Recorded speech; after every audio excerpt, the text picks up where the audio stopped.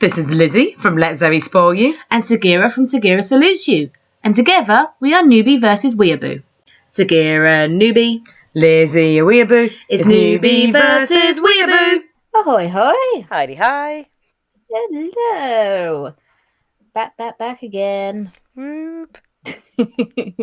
And we're so close to the end now. Yes. Ooh. However, you've just told me how long each film is, so maybe not so close to the end. No, I didn't realise how epic the movies were. Yes, we found that after we finished this series, there are 3 films, each one between 2 hours and 2.5 hours. Yeah, something like that. Yay. I thought they'd be like 1.5 hour movies. The first movie alone is 2 hours 20. And I was like, whoo! There's a lot of magical girls still to be watched and enjoyed. Yes. But for those of you who are confused and saying, what are you talking about? We are talking about Puella Magi Madoka Magica. Of course. Of course we are.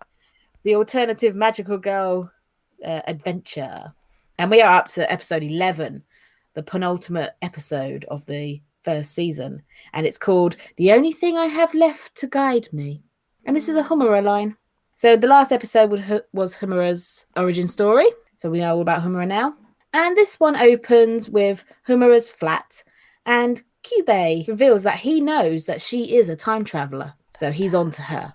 And that she's been living the same month over and over again. So all this is we know it's in the timescale of 2 weeks, really, because they keep saying, oh, Wanderlust is coming in 2 weeks. So yeah. He says every month, but give or take. Yeah, but thinking about it, because obviously I was saying that the bit of a montage probably shows the passing of time. So it's probably roughly about a month. But Kyubei says that he now knows, or he has a theory as to why Madoka is so powerful. And he says magical girls' potential is based on the weight of their karmic destiny. I didn't know everyone had a karmic destiny. It depends if you believe in faith. Fate. Yes. Fate. Yes, but I get everyone has karma, but a karmic destiny, that's so official and Yeah, I think it's a trope in quite a lot of animes. You have fate and the idea that a lot of events are preordained and predestined, and it's so many animes have the breaking that destiny trope. But the fact that it's a karmic destiny, so depending on how you do things, whether it's good or bad, it's going to come back to get you. So yeah, so it's basically like one of those karmic meters in video games. Are you going to be a paladin or a renegade? Oh, what's your destiny for the outcome of this game? He said that as Madoka was just a normal girl, it didn't make sense for her to be so powerful, because normally it's princesses and higher ups who have all the power. But now a lot of people's fates rest in her hands, and this could be because Hamura kept turning back time. He says it could be a side effect of her time traveling. It gets all very sciencey. Kyubei is like the narrator of everything, isn't he? Whenever there's an explanation to be had, it's Kyubei giving it. Yes. But he does explain it well. He does, and I think it's because he's very matter of fact and there's no emotion involved, so he can just tell you it as if he has no part of it, sort of thing. But he says by going back to save Madoka, she has caused all the different timelines to converge, and they all revolve around Madoka. Because the time traveling is her saving Madoka over and over again, that is the one constant in the time traveling. If all the fates for Madoka link into one point in the timeline, it could be why she's so powerful. And then he breaks it to her saying, Madoka's fate is your fault. So all this stuff that you're trying to do, you're causing it. Well done. You are the catalyst of Madoka's misery. Well done. Yeah, it's so tragic, because obviously, Madoka was just a normal girl that kind of got turned into a magical girl and then died. So Hamura goes back, but every time she's gone back, she's only made Madoka more powerful, and the more powerful Madoka becomes, the more misery that seems to happen to her friends, and the more Kyubei's desperate to turn her into a magical girl. And it's just oh God, oh poor Hamura, going this is all my fault. I'm actually just destroying this girl's destiny. Da da da da da da da da. It is. It's that thing of it is that karmic thing of for every good thing there's a bad thing, because she's trying to do good, but by trying to do the good, she's making it worse. And also, I noticed in the intro is that on the very last bit where the Mami, Sayaka, and Madoka sat on top of the thing, there's now Kyoko and Hamura have joined them. It's like, oh, look. And at first I was like, I'm sure they weren't there before. I'm sure of it. So I had to go back and look at another one and go, nope, they weren't there. They've just been added because now they are. They're a bigger part of this. So they have to be there now. And we're all on to it now. We all know that it's not quite a magical girl series that we thought it was going to be, so we can put them in It's now. like, and it's all those like sad, like this the sadness of watching the opening, and it's so happy and nice, and you see like Madoka having a nice time with her family, and Sayaka hanging out with Kyosuke, and it's just like none of that happened. None of it's going to happen. And my excitement of there being cats, and we haven't really seen any cats. So. I literally thought of that today, and I was just like, you know what? Yeah, there was never a cat in this. It just showed like magical girls are cute, and therefore they have cats because that's what Sailor Moon taught us, and that's what Cardcaptor Sakura. Okay, yeah, so he was a magic cat lion, but you know, still cats. Oh, and speaking of Mami as well, I realised something because in the last episode we were trying to work out what her wish might have been for her power, and I forgot in the first episode or the second episode. One of them. Mami heals Kyubey, doesn't she? When he's injured, she heals him. But maybe that's her power. Maybe her wish was to be healed, and now her power is to heal. Possibly. Yes. There we go. Maybe. I don't know. But I listening back to one of our podcasts, and I was like, yes, we've forgotten all about that. And, you know, that's not something that any of the other magical girls have. So maybe yes. Sayaka can heal herself. But you didn't say that she could heal anyone else. We might have worked out all the wishes. Yay! Okay, so we're into the episode now. We're in the city, and it's raining. Yay, we love a rain effect. But it's sad. So yay, rain. Oh, sad. Because we are at Sayaka's funeral. And at first I was like, how can they be at her funeral? How can they, in fact, she was a witch. But then I remembered, she has the shell of her former self in a hotel room somewhere. So yes, of course they would think she's dead because her soul is no longer there. They say that her body was found dead after going missing. She was found in the hotel room that Kyoko had taken her to, and they can't determine a cause of death. They're not sure if it was suicide or an accidental death because there's nothing to... her soul left her body. Yeah. There's no marks. There's nothing to say that she had any kind of organ failure, you know, so mysterious death. Literally the most mysterious. It's just like, and we found the dead body with no explanation. Although I just keep thinking, what must those parents be going through if when you hear that your like young teenage daughter has just died in a hotel room and you just have no idea. You'll be thinking all kinds of awful things. It's like, what was she doing in a hotel room? How did she get there? And we don't get to see any of that, sadly. I say sadly. It would have been interesting to see Sayaka's parents at this point. Madoka goes home and is greeted by her mother. The house looks very sad compared to when we first saw it, when it was lovely and sunny and had the soft colours and everything seemed wonderful. And now we have rain and it's like sepia colours and it looks like hope has left this house. There is no joy here at the moment. And it's not, the parents, other than they know that their child's friend has died, they have no clue of anything else that's going on and what Madoka's going through. They don't know that she's actually lost two other friends in the past week or so, and that, you know, she's struggling to get her head around this thing that's come into her life and given all this universe jargon. So she's a teenage angst. Yeah. Mum questions Madoka if she knows anything about Sayaka's death. And I'm guessing that's because she's not acting herself. But she says no. And Mum is suspicious. Because Mum knows Madoka. They are very close. We established this in the first episode. They are a close mother-daughter unit. You know, you can't really get past someone who knows you that well. Madoka has gone to lie in her bed and Kyubey comes to crash the pity party. He's like, I got more to tell you. Just in case your brain hasn't exploded yet with everything I've told you, here's some more knowledge dropped on you. And it's done in the weirdest way. He's just like, I think my brain is melting. Yes, exactly. And I was looking at it today and we were saying about me getting a Kyubey plush toy. And I was like, him sitting there amongst all those plush toys in Madoka's room, I might get freaked out of like, Kyubey's here. I don't want to be a magical girl, no. So Kyubey says that Sayaka and Kyoko's deaths shouldn't be a surprise. because it's a magical girl's fate to die. So why are you so sad? Madoka says it's Kyubey's fault and he doesn't care. But we've already established he has no emotions, so why is she still shocked by this? Again, she can't wrap her head around this creature that tells her, I can't feel anything. Kyubey compares the girls to livestock that they eat. And the process of becoming food. That is what a magical girl is. You are no different from a cow in a beef burger.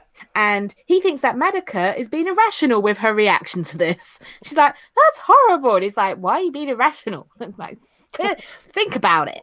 You know? I know, yeah. It's like all like, oh, you think like what I'm showing you is cruel, but you're still eating it. So really, come on. And it's just like, there's a difference between like, yeah, it's that horrible hypocritical thing that a majority of the world have, is that we will eat the beef burger, but we don't want to know where it came from. So we know it comes from a cow, but don't show us which cow it is, and don't let us meet the cow. We just want to eat the burger and pretend it's not happening. You know? So yeah, I'm totally one of those people. Completely. Yeah. No, I have been in Asia and I have seen a pig being slaughtered and skinned, and I've helped. Didn't help with the killing part because I didn't know what to do. But, you know, I helped scrape hair off its body. Well, you're a bit of a bigger person than the rest of us then, aren't you? Because you can say, well, I've made it, so now I can eat it. Yeah. I mean, I was living in Asia in the middle of, like, nowhere in Vietnam, and the family cooked us dinner. You can't exactly say, no, thank you, I won't eat this freshly slaughtered pig that you have provided for my visit. And they're like, come over, look at this. And I'm like, it's an experience. Yeah, absolutely. I mean, I'd probably be like Lisa in The Simpsons and just go and lick some moss off of a rock or something, but rather than do that. But, you know, you can't fault people for, you know, the way that they live. Yeah. Like, we're all different. We're very privileged in our part, so we don't have to do that. Back to the show. He shows her images as he explains the lifespan of livestock, in case you didn't know. And that when a cow or pig or whatever is in captivity, they have a longer life, unless they were in the wild, because in the wild, obviously, they become prey, and so it could kill them easily. So humans look after them and they live longer. And then we eat them. So it's win-win for the cow. I mean, the cow doesn't really have the sentience to realise it's getting a better deal than like just like dying by the wayside because there's a famine going on and it can't be fed. Like, you know, it's like, there's a bit difference. Humans do at least have like, you know, sentience to understand what's going on and like know that they're different from the other humans like walking around. Like, I know that I'm very privileged to be in the West and not living somewhere that has like famine and less food to eat. So it's like, yeah. He says he treats humans for far better than he would livestock. Even though he's just compared us to livestock. Yeah, because Madoka's always like, oh, but what you're doing, just treating us like livestock. Luna. Sorry. Luna, what are you doing? Yeah, you better run. What did you do? What have you got? Stop. No. Ah! Luna! Did she catch a spider? Moth. Oh. Sorry, she started chewing on something. I'm like, what have you got in your mouth? Thinking it's a bit of plastic, and then these little wings are sticking out. I'm like, no, you got the moth! Oh.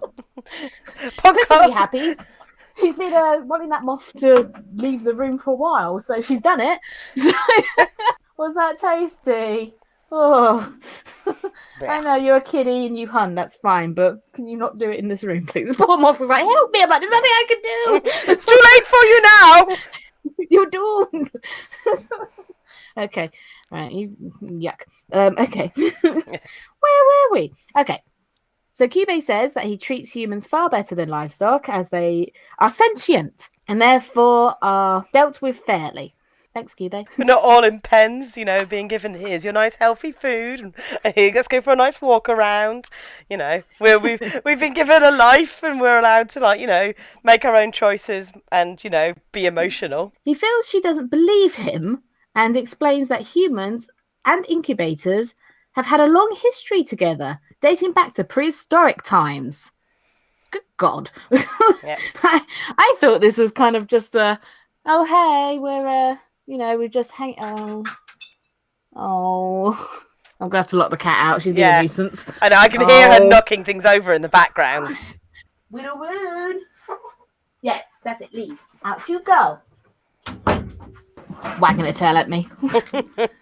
She's like, I hate you. Oh, I'm sorry. I have a job to do. Kyubey feels like Madoka doesn't believe him and explains that humans and incubators have had a long history together dating back to the prehistoric times. Now, I thought that this was kind of more of a modern day type thing rather than something that's dated back throughout history.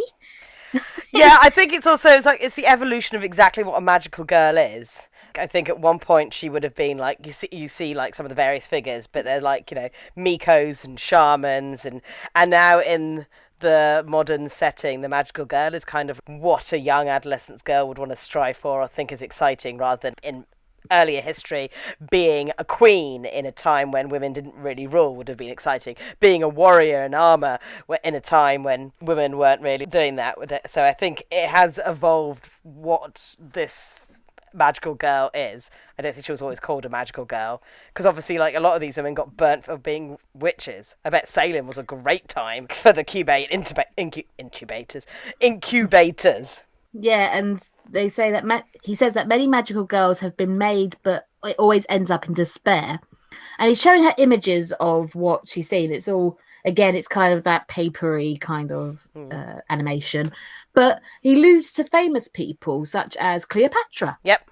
And Joan of Arc. Yes. So these famous women who have lived throughout history and that we all know today, they were all magical girls. He was like, oh, okay. Yes. But as I said, in a sense, they probably wouldn't have been magical girls as we see them in this anime. They would have been the pre-version. He used the word revolutionaries. Yeah. So women who were changing the world. Which, yeah, I mean, that sounds more badass rather than magical girl. But yeah. With what he's dealing with now, yeah, it's more appealing to the girl of today to be a magical girl because of what they're exposed to on telly and medias and all that kind of stuff. So yeah, Kyubey's very up on the times. Yeah, very good. Knows their social commentary and the fact that like when this came out, it was the height of the magical girl boom and stuff, and there was so many magical girl properties, and young Japanese girls wanted to be magical girls. It seemed like the ideal dream, and like boys wanted to date them, the girls wanted to be them. And Kyubey knows this. And he says that with this magical girl, it always starts with a wish and it ends with a curse. Doesn't say that in the bloody contract, does it? That's probably the first thing he should say. I know he wouldn't get as many magical girls if he did, but, if you're doing a contract... You should just beam that history lesson into do you want to be a magical girl? By the way, we've been here from ancient times. We've got such characters such as Joan of Arc, who was burnt at the stake for being a witch. But, that'll be your fate too. But you'll save the universe. Make it more of a hero thing rather than a magical girl thing. Like, who his little psychic PowerPoint he has. Slide 2. Madoka doesn't like what she sees or hears, and so says that these girls trusted him and he betrayed them. Which, again, we don't know how he worked. As you said, like he might have told them the truth back then. He might have said to them, hey, if you want to save the world, then I can make you a magical girl, blah, blah, blah. But then as time's gone on, women or the people or the girls that he was trying to become magical girls was less and less because they haven't got the same ambitions, maybe. So he has to change his tactics. Not only are the magical girls changing with the times, but Kyubey or his species, because it might not have always been Kyubey, it could have been another form of Kyubey, like a different member of his clan. That, they might have had to evolve the way that they approach this and recruit the girls onto being magical girls. Yeah, it's interesting. Again, I would love a book on this, like a proper history of magical girls in this universe. That'd be really interesting. But Kyubey disagrees that he betrayed them, saying that it was the wish that betrayed them. So what they wished for made things worse rather than better. As wishes are not supposed to be in this reality, they will create a distortion. So why are people surprised it will end in disaster? So I kind of get that. Like we wish for things that weren't written to happen. It kind of wiggly woos the timeline. Yeah. So I do. You can't get something for nothing, and it's that concept that comes along with a lot more recent tales about magic and stuff. Like you can't just create something out of nothing. You need to transmorph something into something. Same like energy, changing it from one form to another form. So you make a wish, but it's always going to, you can't leave a negative something out there from where the wish came from. Something needs to change within this fabric of reality to allow your new reality to exist. He says it's the natural outcome, and if the girls consider it a betrayal, they shouldn't have made the wish in the first place. Now, I don't agree with that because, again, you've not told us the whole truth, Cubey, so it's kind of hard to say no to something that you make out to be so wonderful. Yeah. So, for as far as we were concerned in that first episode, there was no downside to this. You know, it's like you make a wish, you become a magical girl, you save people. Fabulous, wonderful. Yes, I would like to save people. I'd like to, keep my family safe by fighting witches and familiars. Wonderful. Oh, but you have a soul gem and it could get tainted. Okay. Oh, and by the way, that soul gem is your actual soul. So if it gets destroyed, you'll die. Okay. Oh, and yeah. and then it's Cuba, you can't really blame girls for the way that you worded things. You have definitely omitted enough truths and facts for it to be like, there's having no emotions to not understand how I'm feeling, and then there's clearly like just omitting truths to get what you want, and knowing what you're doing is actually a betrayal of trust. He doesn't mind it because these girls are sacrifices, and human society has developed this far. So if they hadn't have become these magical girls, we wouldn't be where we are now in terms of like technologies and medicines and all that kind of stuff, because it's through wishes and magical girls keeping the universe going while we're all here now. And he poses the question again, why should they feel bad about a few casualties if it greatly benefits everyone else? So he keeps going back to this of, I don't understand why if a few people die and everyone else lives, why are you feeling so blur about it? Madoka questions if he ever felt bad for these poor suffering girls that he was manipulating. And he makes the point of, if his species could comprehend these feelings, there would be no need for them to come to Earth because they'd have the emotions to get all the energy that they needed. So no, he can't comprehend any of this. He doesn't feel bad. He doesn't feel guilty because he can't. He is incapable of these feelings. On Cubey's planet, emotions are considered a mental disorder. That's saying a lot, really, isn't it? I'm just like, wow. Well, I made the point here that on our planet, the lack of emotions is a psychopath. Yep. So, you know what, Cubey? We might have mental disorders, but you're a psychopath. So, yep. Let's weigh it out. It's also when, back in like history now, it's like it's less, but when women get like too emotional, it's like, oh, you're hysterical, and it's seen as like having like a mental disorder. So, oh, don't show your emotions because it's cool. And especially in Japan, that whole thing, women don't like to admit they've got stress or anything, because if they're seen as stressed or too emotional, especially if they're mothers, it counts in the favour of them, like, oh, you're not safe to be around your child because you're being too emotional. And if you're having a breakdown, then they'll put you in a nice asylum so no one can see you, so that you don't put any of your negativity onto the children you're raising. I was going to say, back in Victorian times here, they used to throw women into asylums just for being a little bit emotional, and it's like, oh my goodness, these poor women. Yeah. And it's no wonder so many of them, if QV turns up going, I can grant you a wish, it's just like, well, I can't get any worse than the situation I'm in at the moment. Yeah, they're clever species. Mm-hmm. He was surprised that humans can have emotions and still coexist. But that's, we're all the same. We all have emotions. Well, a lot of us have emotions. So I'm sure there's a couple out there who disagree. But, you all coexist because we have empathy to go along with those emotions. Yeah. We can empathize with people with their feeling happy for doing something good, feeling sad for something bad happening, etc. So that kind of helps us with living together. It's also that karmic balance of, like, for all those times, emotions are the reason why wars have happened and murders happened and, like, affairs and all the negative. There's all the times that by having shared emotions, we've come together, we've survived world wars, we've looked out for various, like, there's a balance of karmic energy in the world because of our emotions, because a good turn can outdo a bad thing, and a bad thing will rebalance if there's too much like good things happening in the world. Cubey says that if it wasn't for his species, we would still be naked in caves. So he's saying that his species is the reason why we are here today. I feel that's arrogance. You don't need to. I do too. I do too. I don't think you need to have emotions to feel arrogant. I feel like we would have got there in the end. Yeah. Without him. But we will never know in this world because they were there from the start. So, as far as he's concerned, if it wasn't for him, he or them, we would still be prehistoric man. But we'll never know, Cube. The cat's meowing outside. I know, I just heard her. Luna, we had a minute. This is the longest podcast. Oh. I just can't wait for my one to turn up and start going, hey! We then cut to the bar, or a bar, and the teacher from Madoka's class is there, and Madoka's mother is there. And they're having a drink, and they're talking about what has happened to the girls with Sayaka's funeral. The teacher starts talking about a third grader who has also gone missing, which is Mami. And the teacher's starting to get worried because girls are disappearing. So, yeah, I'd be worried too if my children were disappearing from our school. I'd be like, there's a pattern emerging. The teacher thinks that Sayaka's death was due to the heartache of Hitomi and Kyosuke's relationship. So she's heard about it and she knew that Sayaka had it's well known that Kyosuke and Sayaka had a relationship before the accident anyway. Probably everyone except Kyosuke could see that Sayaka was in love with him. The police are saying that it was an accidental death.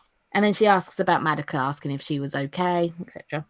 Her mother says that she doesn't know, and for the first time, she doesn't know what's going on with her child, as Madoka won't talk to her. So now it's becoming a concern that these girls are disappearing and Madoka's acting weird. Something's going on. The teacher says they are at an age of dealing with feelings and they just need time. To which the mother is like, that's hard because, you've been involved in your child's life up until this point, and to suddenly be cut off from that, it's very jarring for a parent. The teacher says that she was never good at sitting and waiting, and she calls her Junko? Was that the name? Junko. Yeah, that's Junko. Junko, yeah. But this indicates that they are friends, that they knew each other a while ago. It's handy having your friend teach your child because then you can monitor them at school and at home. Hamura's place, and Madoka has come to visit. She sees all the pictures and the writing on Hamura's wall, and she says that Kyoko told her about Woolpug Snatch, Wanderlust. Wanderlust.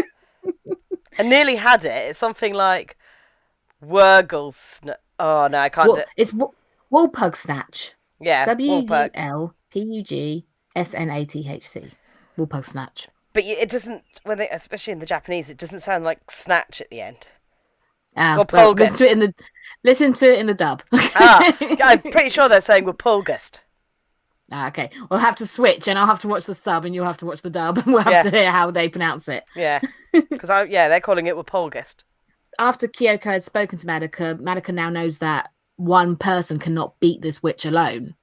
So obviously Madoka's mind is going, because only Hamura is left.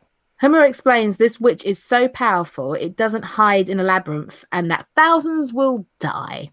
And as regular people, they won't see the labyrinth and they won't see the witch, and they will just assume it's some sort of natural disaster. And this is why it's raining at the start, because the storms are brewing.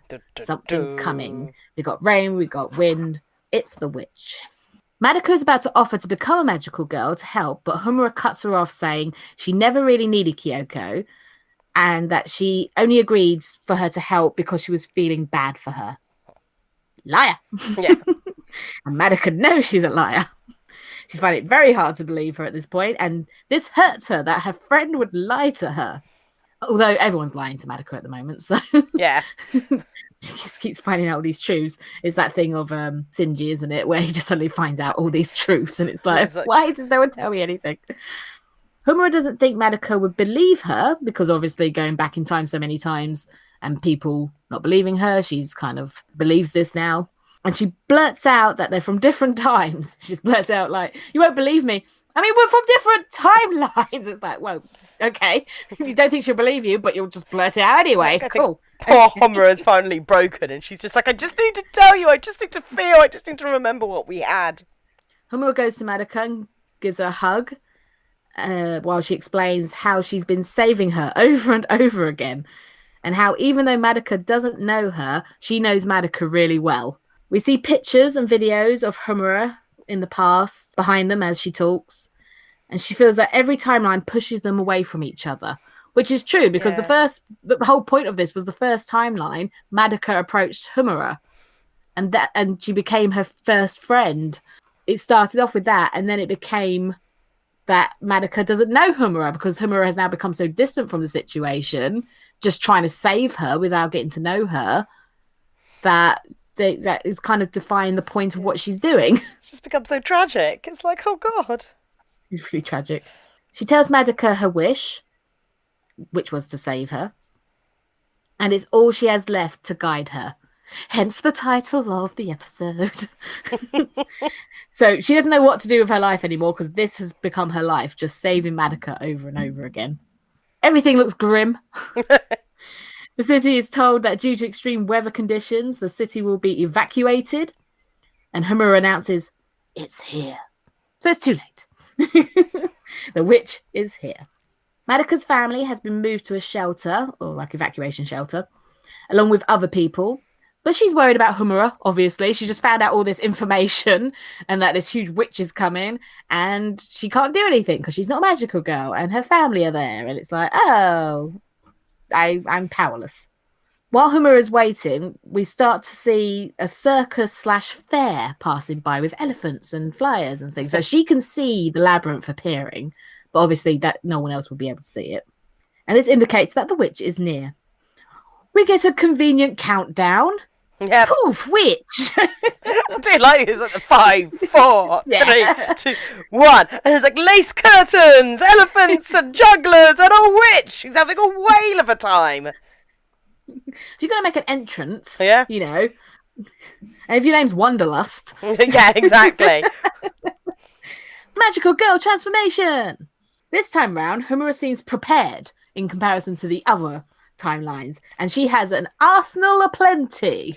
Yeah, prepared is an understatement. It's just like, I've got about, it looks like hundreds of bazookas just in the ground, and she's like, up, and then the bomb wall. I'm just like, Jesus Christ, how long have you been setting this up, girl? This takes more than a month. Absolutely. We'll just go with magic. It's probably why she's been off school so much. Yeah. Setting up bombs. It's like, how did you even have time to turn up and have half those discussions with any other character? But she fires off bazookas, bombs, anything that goes boom, basically. Yeah. Just all the big boomy things. And the witch, she looks like a well-dressed medieval lady. And she laughs like a crazy person. Yep. She's one of the more pretty witches, I have to say, compared to what we've seen in the past. Like, lady. Like, basically, she's like upside down mental Marie Antoinette with cogs for legs. That's an excellent way of putting it, yes. Hamura uses a truck to launch at her. She's literally using everything she can get her hands on. She just, whatever she can get, she's throwing it at this witch. And with much effort and missiles, she pushes the witch into like a building. It looks like some sort of circular building. And all the bombs go off. It goes beep, beep, beep, beep, beep, beep. Big explosion. Yay. No. This witch is a bitch. And she must be pretty damn powerful she's had so much thrown at her. And she's still, like, she's not even weakened.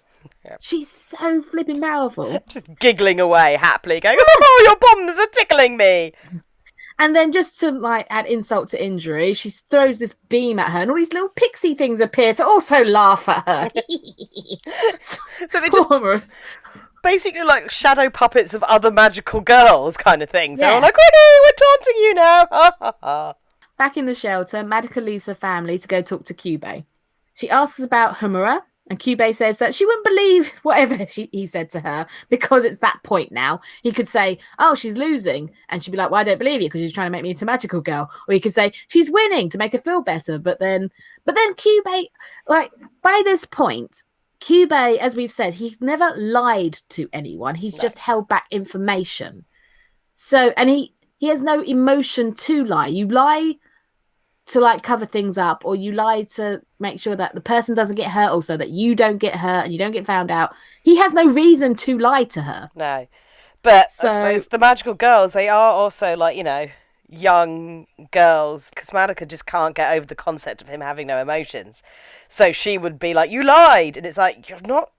She's too young to comprehend or put the pieces together that these aren't lies, these are manipulations, because she's young and naive.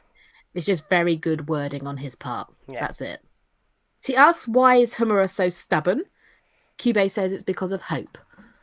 She keeps thinking that something is going to work and that she'll just keep going back in time until she finds out what actually works. But unfortunately, she keeps getting the same outcome. I mean, like I think I said this in the last episode, we see her go back about 5 times, but as far as we know, she could be going back hundreds of times. We don't know. Yeah. So she's doing this over and over again with the same outcome. And isn't that the definition of madness? Yes. Yeah. Kyubey says that Hamura knows if she acknowledges the pointlessness of what she's doing, she'll fall into despair and turn into a grief seed. And so this means that she cannot ever give up. Yeah. Or else it'll be all for naught.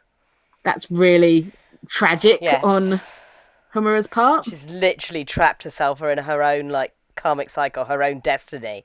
And her destiny is to just do this forever. As long as she thinks there's hope, she's doomed just like the magical girls before her. So all girls that become magical girls, they have that hope. Like Mammy, she had hope and she died. Madoka goes to leave, but Mum stops her. I like Mum. Yeah. I do. I really like her Mum.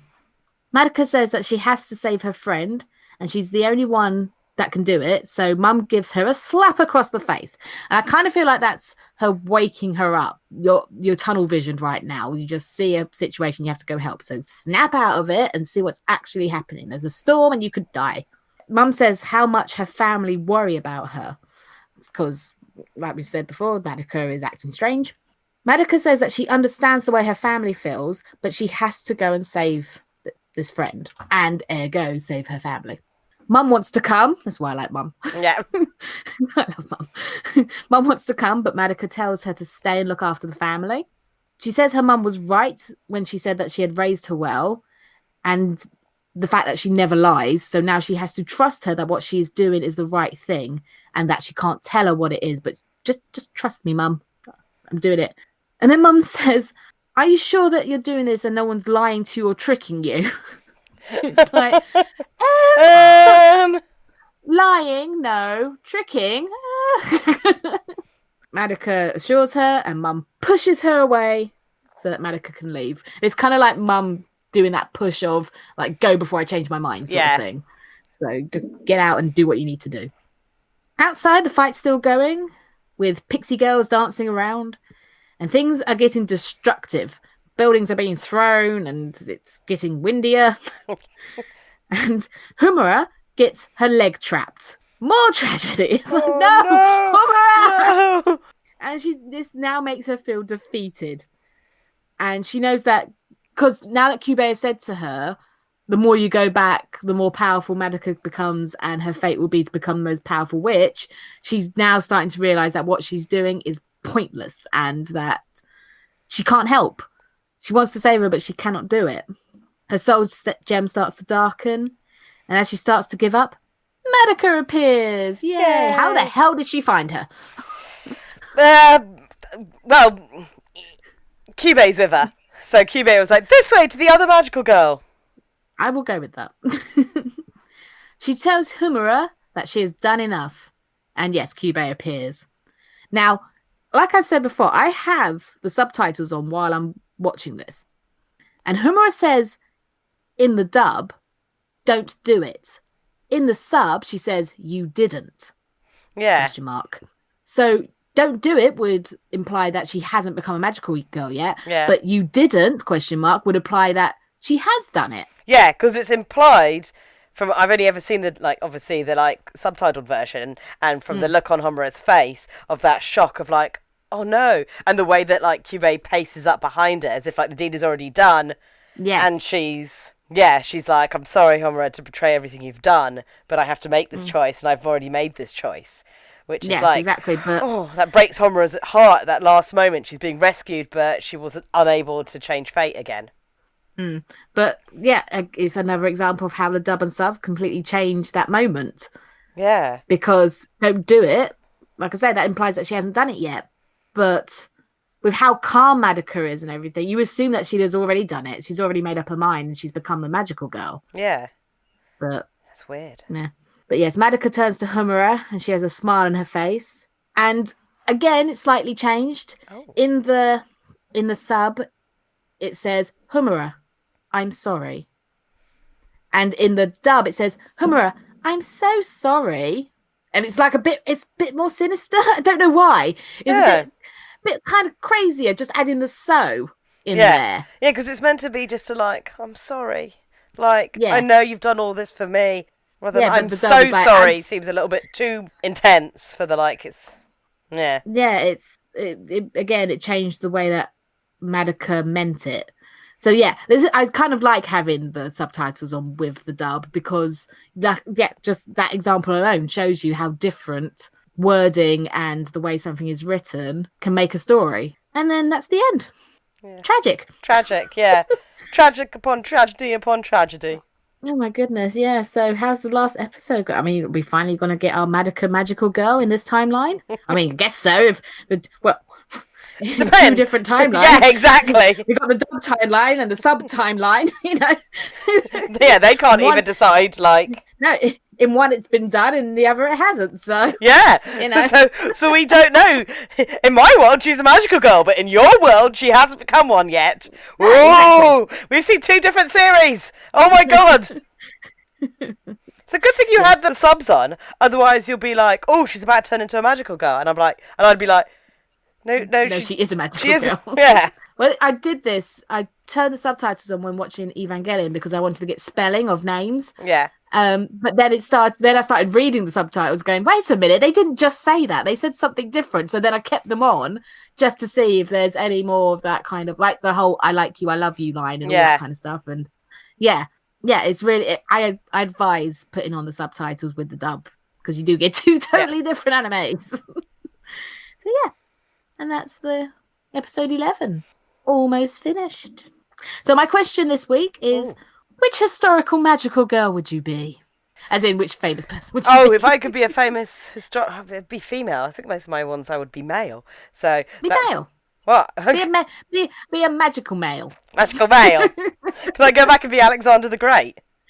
Yeah, why Alexander the Great? Because he's the greatest figure in history. He conquered Yes, he conquered half of the known world at the time. He made the Library of Alexandria, and he married awesome crazy warrior women, and also was in love with his best mate, and he had a dancing slave boy, and then. He was just he got to be queer and in charge and awesome. He did die in his 30s, but that's because he lost his lover and he got so drunk he fell off a horse, which I'm like, you know what? If you're going to die, I might as well do it because I got so drunk I fell over, which is not too far off my actual life. Okay. I mean, for me, it'll probably be Cleopatra, just because I'm so fascinated with the Egyptian stuff, and I would like to see what it's like. But although you'd have to put your hand in a bowl of asps. Yes, and also they always say Cleopatra's the most beautiful woman, but when you actually look at coins and stuff that she was on, she actually had quite a big nose, which not particularly ugly. I'm not saying that. I'm just saying that our concept of beautiful may not be their concept of beautiful. No, that's true. Because it is different everywhere in the world. So don't expect to be drop dead gorgeous when she becomes Cleopatra. But I just like to see what it was like back then compared to how we fantasize about it. Yeah. We have evidence of things that were built and things that happen, and we got our hieroglyphics to give us clues. But unless you live in that time, you don't fully know what truly went on, And there's so many of life's comforts would just suddenly be not without, we wouldn't know how to cope. And yeah, it'd be weird. And as you say, these figures all end with a tragic death. Because some of them sound awesome until you realise it's I really like Queen Elizabeth. She's one of I think she's the female I would most like to be, because she was all I'm going to forsake all love and romance, and I'm going to ride into battle and be awesome and amazing and wear really weird ruffles around my neck. She's pretty damn cool as far as women go. So that's your magical girl. Yeah, if I had to be female, I'll go back and be Queen Elizabeth. But if I could gender swap and still be gay, well, queer, I'll go back and be Alexander the Great, because you know what, that's pretty awesome. Or Boudica. That's kind of like the female equivalent of Alexander the Great. I could be Boudica.